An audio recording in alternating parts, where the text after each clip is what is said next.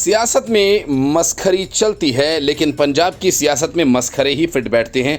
Stage से लेकर TV shows में मस्खरी करते भगवंत मान पंजाब के सीएम बन गए, लेकिन नवजोत सिंह सिद्धू ने इतना हंगामा काटा कि सीएम बनाना तो दूर, एक विधायक तक नहीं बन पाए। लेकिन लगता है कि सिद्धू ने हार नहीं मानी और फिर वे मंच पर लौट आए अपने पूरे अंदाज के साथ, शेर और शायरी के साथ, पुराने आरोपों का खंडन करते हुए।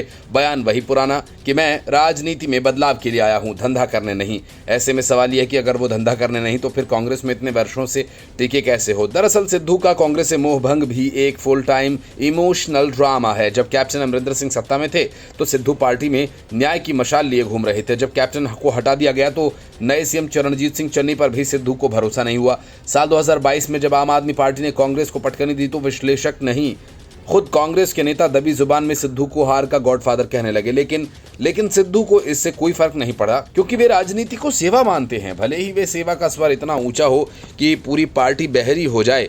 अब 27 की बिसात बिछ रही है और कांग्रेस फिर से मैदान में उतरने की सोच रही है, मगर डर यह है कि कहीं फिर से सिद्धू फैक्टर पार्टी की बखिया ही न उधेड़ दे। और डर भी क्यों ना हो, कांग्रेस के लिए सिद्धू वो घर का शेर है जो घर के ही पर्दे फाड़ने में यकीन रखता है। सिद्धू अमृतसर के नए प्रेस क्लब में प्रकट हुए और सत्ता में बैठे लोगों को फिर से आड़े हाथों लिया। बोले पंजाब माफिया चला रहा है। और अब इस पर सवाल उठता है कि जब 30 साल से माफिया पंजाब चला रहा था तो आप उस सिस्टम का हिस्सा रहकर क्या कर रहे थे।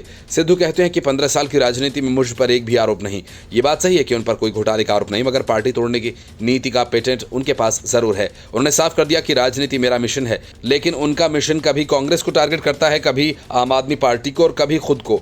सिद्धू की पत्नी नवजोत कौर भी अब राजनीति में वापसी की तैयारी कर रही हैं, यानी घर घर सिद्धू, मोहल्ला मोहल्ला सिद्धू। और अब जब Sidhu the great Indian Kapil show में भी लौट रहे हैं तो यही कहना पड़ेगा कि मंच कोई भी हो, सिद्धू का डायलॉग तय होता है, मैं अलग हूं, मैं सिद्धांत वाला हूं और बाकी सब माफिया। जैसे जैसे 2027 का चुनाव नजदीक आएगा, कांग्रेस को यह तय करना होगा कि सिद्धू को साथ रखना है या शो में भेजना है, क्योंकि सिद्धू खुद को राजनीति का विनाशक नहीं सुधारक मानते हैं और भले ही सुधार के चक्कर में पार्टी का कबाड़ा ही क्यों ना हो जाए। Bureau report, news of India.